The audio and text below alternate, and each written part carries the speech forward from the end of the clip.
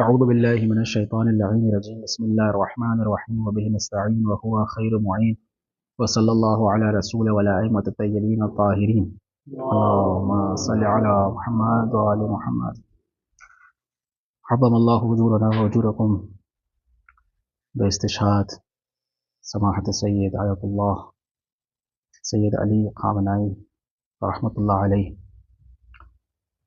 پروردگار عالم ہمیں بھی اس طرح سے دین کی خدمت کرنے کی توفیق عنایت فرمائے۔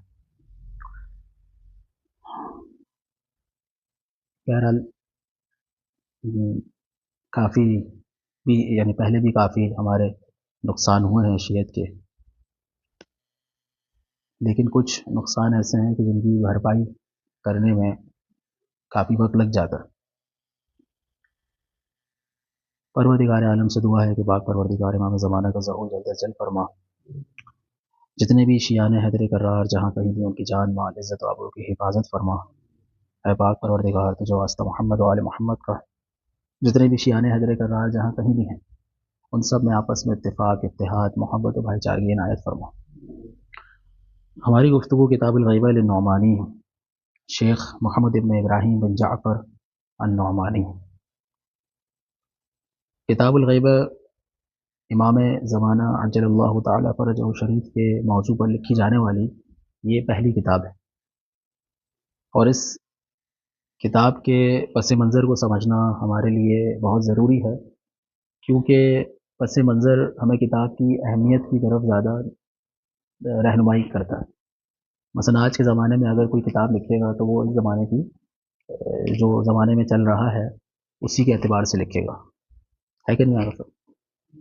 اسی طرح ہمارے علماء کرام نے سابقاً جو عقائد پر شبہات کو رد کرنے پر کتابیں لکھی ہیں، وہ زمانے میں جو شبہات وارد تھے ان کو ختم کرنے کے لیے کتابوں کو لکھا گیا۔ تو کتاب الغیبہ کی اہمیت صرف آپ اس عنوان سے نہیں اپنے ذہن میں رکھیے گا کہ یہ امام زمانہ پر لکھی جانے والی پہلی کتاب ہے، یا اس کو ایک ایسے عالم دین نے لکھا ہے کہ جو اپنے زمانے میں متفق علیہ، ایک ایسا عالم دین ہے کہ جس کے علم اور تقوی پر کوئی بھی شبہ نہیں ہے۔ بلکہ کتاب کی اہمیت جو ہمارے سامنے وارد ہوتی ہے وہ اس زمانے میں لکھی جانے کی وجہ بھی ہے کہ کس زمانے میں یہ کتاب لکھی جا رہی ہے۔ کہ شیعہ جو ہے وہ تیسرے مرحلے پہ داخل ہوئے۔ پہلا مرحلہ یہ تھا کہ ائمہ اہل بیت علیہ السلام موجود تھے، ظاہری امام موجود تھے، امام غیبت میں نہیں گئے تھے، ایک مرحلہ یہ تھا شیعوں کا۔ پھر اس کے بعد ایک مرحلہ وہ آیا کہ جس میں امام جو ہے وہ غیبت صغریٰ میں چلے گئے۔ تو یہ ایک مرحلہ تھا جسے شیعوں نے کراس کیا تھا، عبور کیا تھا۔ پھر اس کے بعد ایک اور مرحلہ آیا جسے غیبت کبریٰ کہا جاتا ہے۔ صحیح، غیبت صغریٰ کا دور ختم ہوا 329 ہجری میں، اس کے بعد غیبت کبریٰ کا دور شروع ہوا، اور یہ بھی ایک ایسا دور تھا کہ جس میں جو شیعوں کے لیے ایک نیا دور تھا کہ جس میں مجتہدین اور مراجع علماء اور روات اور محدثین کی طرف رجوع کرنے کا امام نے حکم دیا۔ تو اس دور کے اندر جو شبہات پیدا ہو رہے تھے ان شبہات کو ختم کرنے کے لیے یا ان شبہات کو رد کرنے کے لیے کہ جو پیدا ہو سکتے تھے، اس کتاب کو لکھا گیا۔ سمجھ رہے ہیں آپ سب؟ تو اس کتاب کی اہمیت جو ہے وہ اس اعتبار سے بھی زیادہ وارد ہوتی ہے۔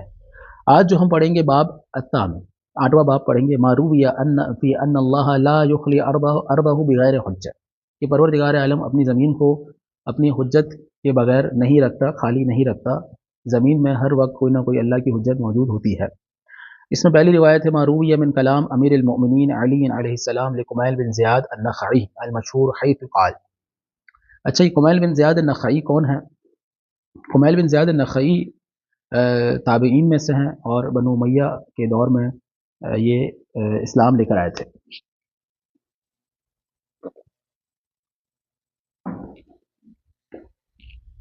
یہ نخعی قبیلہ یمن کا قبیلہ ہے۔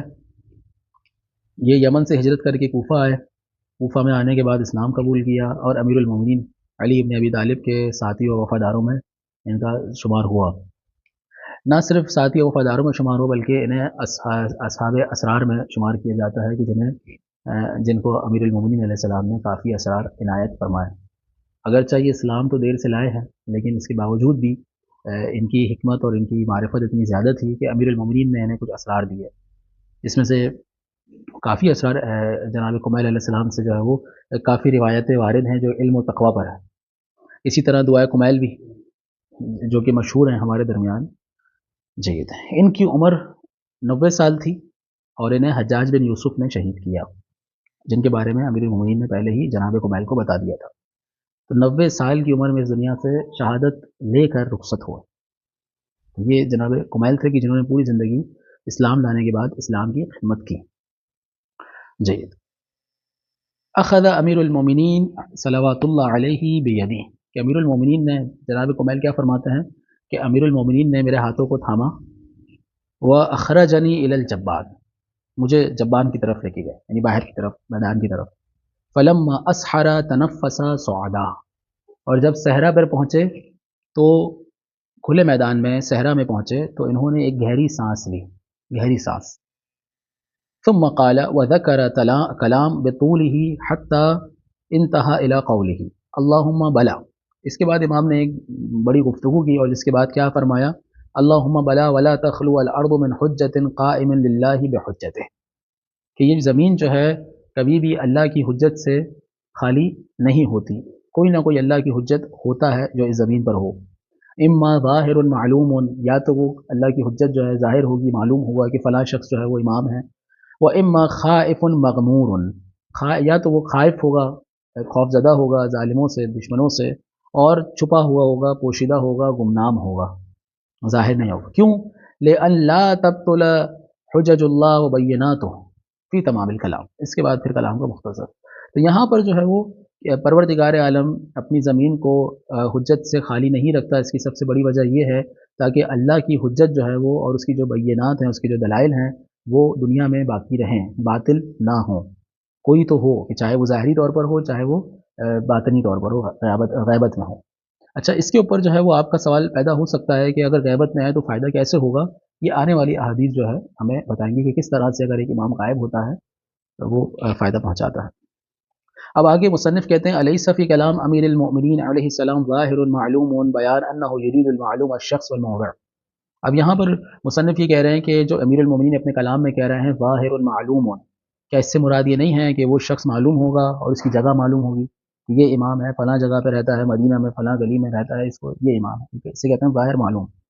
وقولہ اما خائف مغمور، اور جہاں تک خائف اور مغمور کہا امام نے، اس سے مراد کیا ہے؟ اس سے مراد ہے انہ الغائب الشخص، کہ وہ جو کہ شخصی طور پر غائب ہو، المجہول والموضع، جس کی جگہ جو ہے مجہول ہو، اسے کہتے ہیں خائف مغمور. واللہ المستعان، اور خدا مددگار ہے. یعنی انہوں نے یہاں پر اس روایت کی شرح کی اس طرح سے کہ خائف مغمور سے مراد یعنی غائب، امام غائب ہے جس کی جگہ معلوم نہ ہو، اور امام ظاہر سے مراد یہ ہے کہ وہ امام کی جس کی جگہ بھی معلوم ہو اور اس کے بارے میں بھی لوگوں کو معلوم ہو. اس کے بعد دوسری روایت ہے سمعت من یوثق به من اصحاب امیر المؤمنین علیہ السلام یقول قال امیر المؤمنین علیہ السلام فی خطبۃ خطبها بالکوفہ طویلا، ذکرها، ایک طویل خطبہ امام نے دیا، اس کے درمیان کیا کہا امام نے کوفہ میں؟ اللہم فلا بد لک من حجج فی ارضک حجۃ بعد حجہ علی خلقک، کہ پروردگار تیری زمین پہ تیری حجت ہوتی ہے، ضروری ہے کہ وہ ہوتی ہے.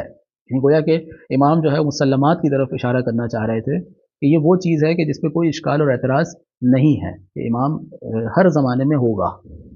وہ کیوں ہوگا؟ یہدونہم الی دینک، کہ وہ لوگوں کو آپ کے دین کی طرف، یعنی تیری راہ کی طرف، تیرے منہج کی طرف بلاتے ہیں. امام کا کام یہ ہے لوگوں کی رہنمائی کرنا. جی. اور دوسرا کیا ہے؟ وَيُعَلِّمُونَهُمْ عِلْمَكَ، تاکہ جو تیرا علم ہے وہ لوگوں کو سکھائیں. دیکھنے یعنی امام کا دوسرا کام ہے. پہلا یہ ہے کہ لوگوں کو دین کی طرف رہنمائی کرنا، دوسرا یہ ہے کہ علم سکھانا، یعنی حلال و حرام، یہ تمام چیز.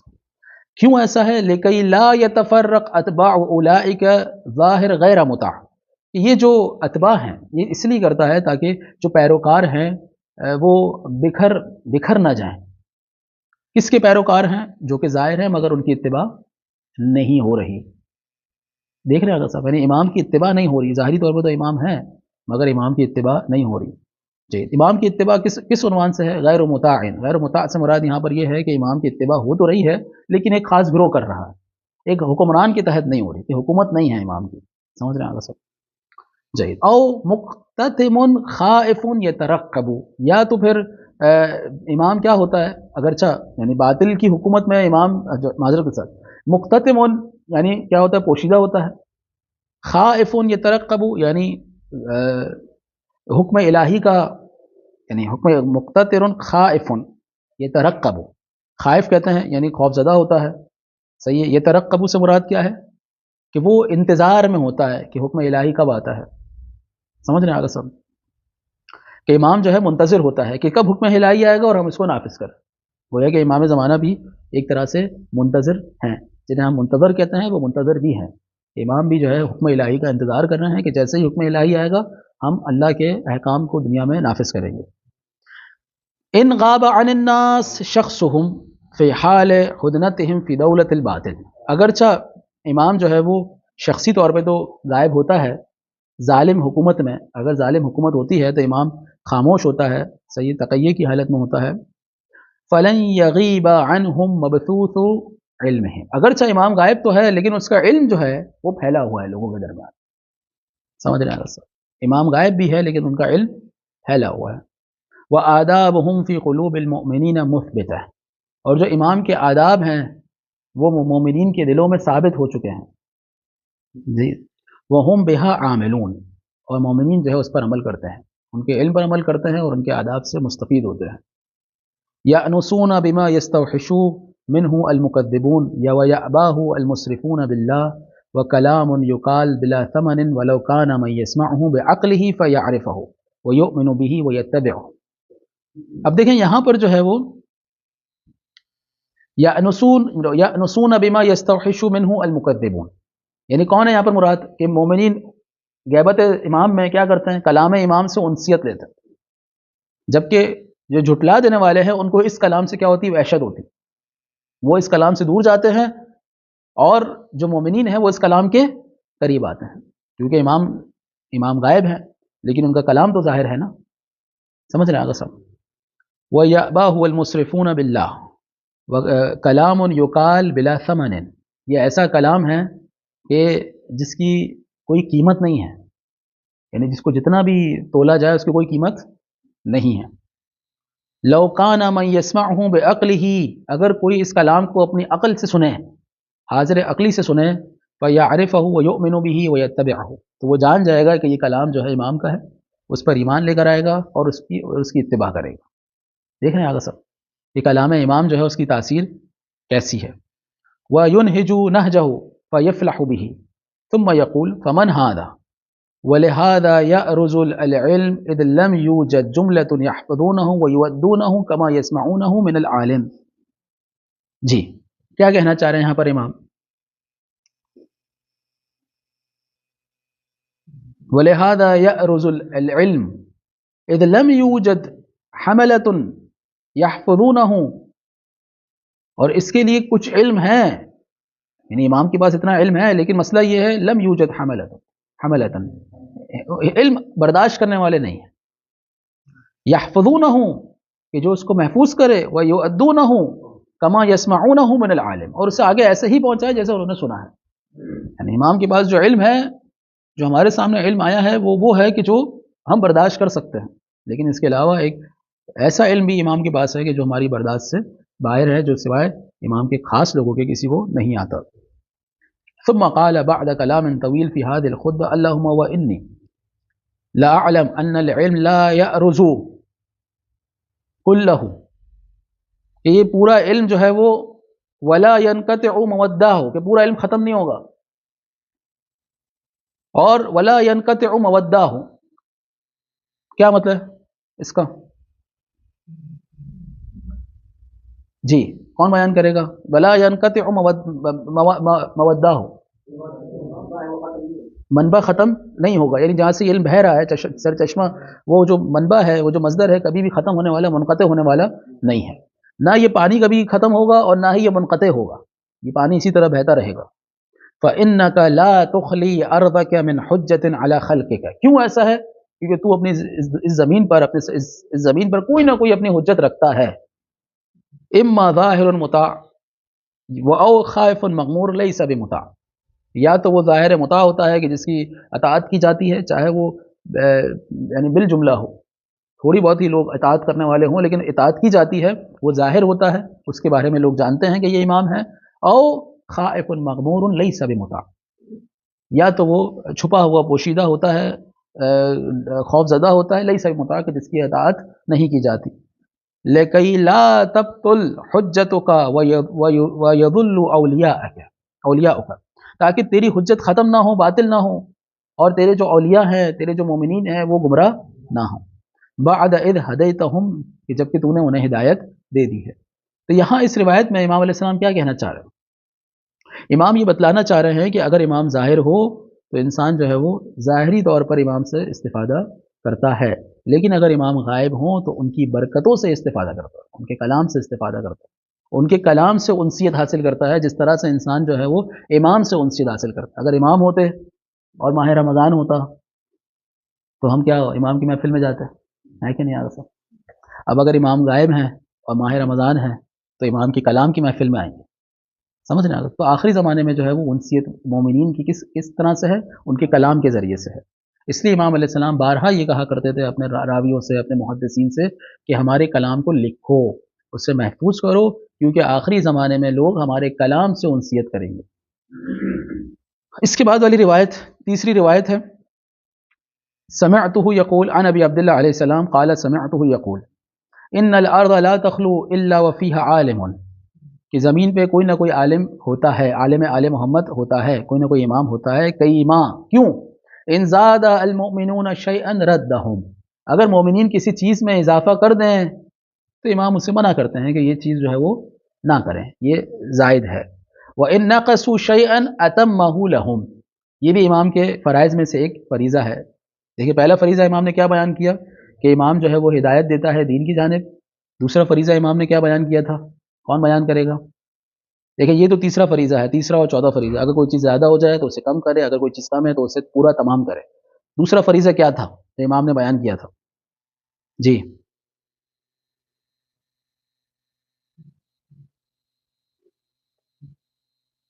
جی